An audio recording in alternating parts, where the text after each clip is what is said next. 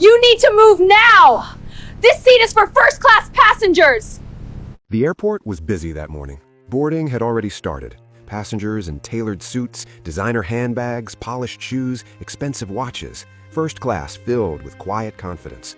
And then, an elderly woman walked slowly down the aisle. Simple cardigan, worn shoes, a small carry-on she struggled to lift. She counted the seats carefully. 1A, 1B. She stopped at 2A, first class. She looked at her boarding pass again.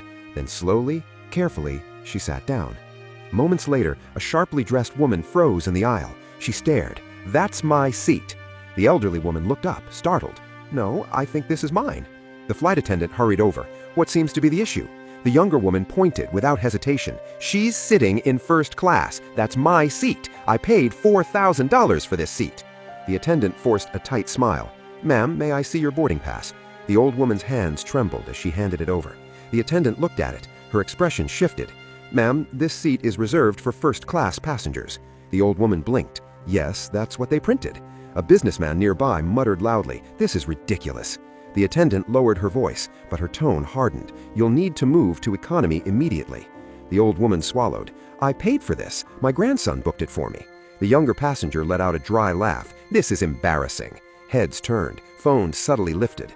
The attendant's patience snapped. Her voice rose, sharp and cutting. "Ma'am, you need to move now. This seat is for first-class passengers." The entire cabin fell silent.